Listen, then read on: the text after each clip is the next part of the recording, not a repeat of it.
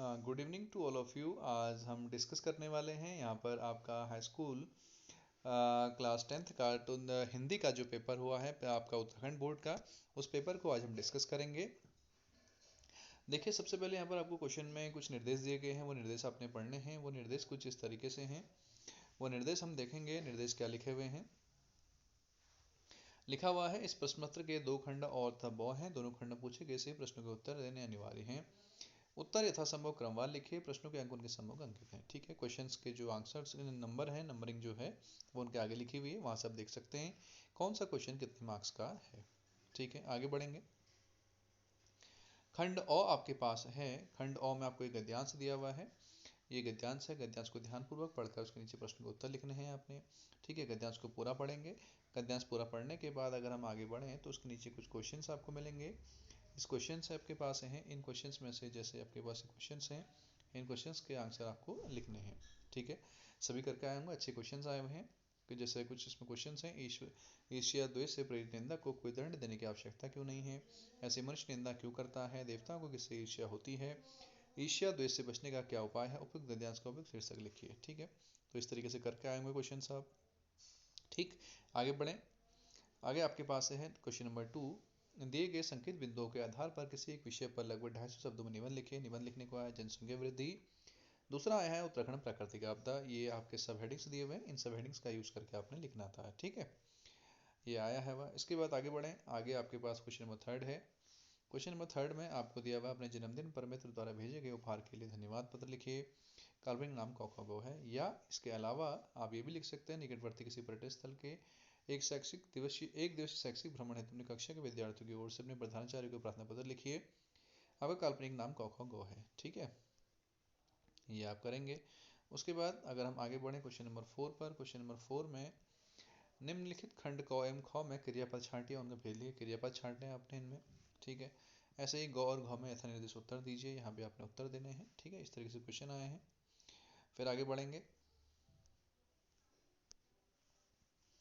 निम्नांकित का यथा उद्देश उत्तर दीजिए। यहाँ उत्तर लिखने को कहा गया आपसे। गोपाल ने नवनीत खाया, कर्मवाची में परिवर्तन कीजिए। राम के द्वारा धनुष तोड़ा गया, कृत्रवाची में परिवर्तन कीजिए। माली फूल उगाता है, रचना की दृष्टि से वाक्य प्रकार लिखिए।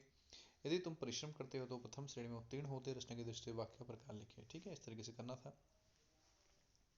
क्वेश्चन नंबर 6 की अगर हम बात करें, क्वेश्चन नंबर 6 में आपको दिया हुआ है निम्न शब्दों में पयोधर शब्द का अर्थ छांट कर लिखिए। पयोधर शब्द का जो अर्थ है वो आपने छांट कर लिखना था। ठीक है, और ऐसे एक ऑप्शन दिया हुआ है, निम्न शब्द में कौन राकेश शब्द का अर्थ नहीं है, वो आपने छांटना था। ठीक है, आगे बढ़ें।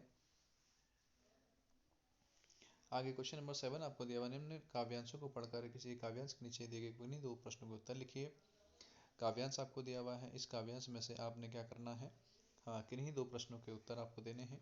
ये 3 पार्ट आपको दिए हुए हैं, 3 में से कोई भी 2 आपको करने हैं। ठीक है, इस तरीके से कुछ पेपर आया हुआ है आपका। उसके बाद दूसरा पार्ट आपको दिया हुआ है। इस दूसरे पार्ट में भी ध्यान देना है आपको, किन्हीं 3 में से 2 करने हैं। ठीक है, जैसे असंख्य जीवन इतिहास का तात्पर्य स्पष्ट कीजिए, अपना व्यंग्य मलिन उपहास का आशय स्पष्ट कीजिए, गागर रीति से आप क्या समझते हैं ये। ठीक है, इस तरीके से क्वेश्चन आया। आगे हम बढ़ेंगे क्वेश्चन नंबर 8 की ओर। इसमें से आपसे कहा गया है क्वेश्चन नंबर 8 में निम्न प्रश्नों में से किन्हीं 2 प्रश्नों के उत्तर दीजिए। 3 प्रश्न आपको दिए हुए हैं। पहला है, फागुन में ऐसा क्या होता है जो अन्य ऋतुओं में नहीं होता है, अट नहीं रही कविता के संदर्भ में स्पष्ट कीजिए। दूसरा है, नागार्जुन की फसल शीर्षक कविता का सार संक्षिप्त अपने शब्दों में लिखिए। बताइए सर, आत्मकथित कविता में स्मृति को पाथेय बनाने से कवि का क्या आशय है। 3 में से जो भी 2 आपको आए होंगे वो आपने करे होंगे, है ना। इस तरीके से क्वेश्चन आया हुआ है। फिर आगे बढ़ते हैं। आगे क्वेश्चन नंबर 9 की अगर हम बात करें, क्वेश्चन नंबर 9 में लिखा हुआ है, गोपियों ने उद्धव से योग की शिक्षा कैसे लोगों को देने की बात कही है। उत्साह कविता का संदेश अपने शब्द व्यक्त कीजिए। 2 क्वेश्चन ये हुए हैं, ये दिए हुए हैं आपको। ठीक है, उसके बाद आगे बढ़ें। क्वेश्चन नंबर 10 की ओर देखें। निम्न गद्यांश को पढ़कर से एक गद्यांश के नीचे दिए गए प्रश्न के उत्तर दीजिए। किसी एक गद्यांश के नीचे दिए गए प्रश्नों के उत्तर दीजिए। 2 गद्यांश आपको दिए हुए हैं। 2 गद्यांश में से किन्हीं भी एक, या तो ये फर्स्ट वाला गद्यांश या ये फर्स्ट वाला गद्यांश और ये सेकंड वाला, दोनों में से किसी को भी एक को सॉल्व करना है आपको, दोनों को सॉल्व नहीं करना था। ठीक है, और उनके फिर क्वेश्चन आंसर दिए हुए ये आपने कर लिए होंगे ना, इस तरीके से। आगे बढ़ेंगे, क्वेश्चन नंबर 11 की बात करते हैं। निम्न प्रश्नों में से किन्हीं दो प्रश्नों के उत्तर लिखने थे आपको। दो के 3 क्वेश्चन आपको दिए हुए हैं, कोई भी दो आप करके आगे होंगे। आसान से क्वेश्चन है। पहला, जैसे कि महत्वपूर्ण आवश्यकताओं की पूर्ति के लिए सुई धागे का आविष्कार हुआ होगा।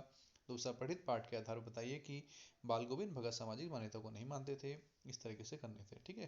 क्वेश्चन नंबर 12 दिया हुआ है, दो क्वेश्चन यहाँ हैं, ये दो क्वेश्चन भी अपना अटेम्प्ट करने हैं। ये तो दोनों ही करने थे आपने, है ना, क और ख। आगे बढ़ेंगे इस तरीके से। फिर उसके बाद आपको दिया हुआ क्वेश्चन नंबर 13, किन्हीं 3 प्रश्न के उत्तर देने हैं आपको 4 में से, ठीक है। और अच्छे आए हुए माता का आंचल पाठ से क्वेश्चन आया हुआ है। माता का आंचल पाठ से क्वेश्चन है ये भी, जिनमें सितारों की रोशनी में नहाया, और जितने नॉर्वे की गाइड वाले इससे करने थे आपको, है ना। आसान से क्वेश्चन है, कर लिए होंगे आपने। खंड ब की बात करें, संस्कृत का पोर्शन आपके पास आया है, और ये संस्कृत का पोर्शन है खंड ब। पहला है, अधोलिखितम गद्यांशम पठित्वा त्रीन प्रश्नानां पूर्ण वाक्येन उत्तरेत। किन्हीं इस गद्यांश को पढ़कर किन्हीं 3 प्रश्नों के आपने उत्तर पूर्ण वाक्य में देने हैं, है ना। किस तरीके से देने हैं, जैसे ये 4 ऑप्शन क्वेश्चंस आपको दिए हुए, 4 पार्ट आपको दिए हुए हैं। 4 पार्ट में से किन्हीं भी आपने क्या करना है, 4 के 3 के उत्तर आपको देने हैं, ठीक है। ऐसे ही क्वेश्चन 15 को डिस्कस हम करें तो क्वेश्चन 15 आपके पास है।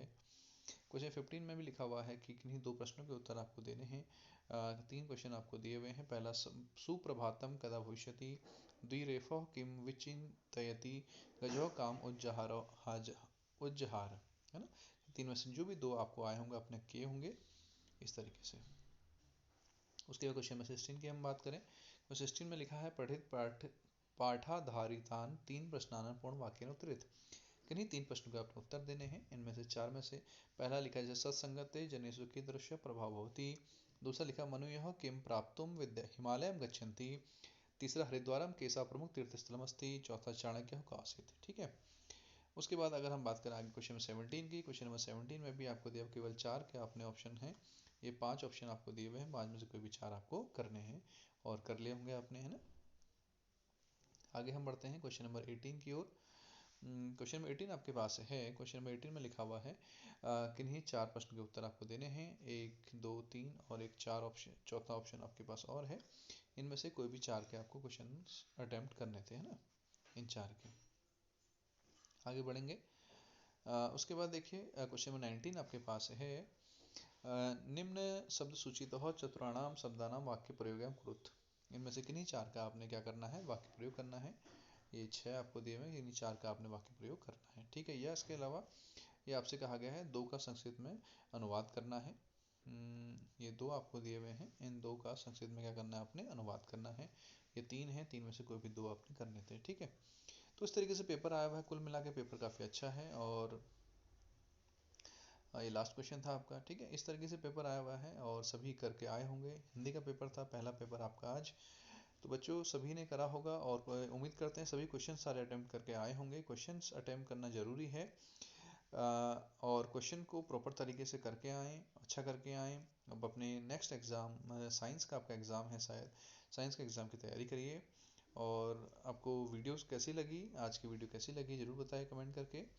और वीडियो को लाइक करिए, शेयर करिए और सब्सक्राइब करिएगा, ठीक है। Thank you.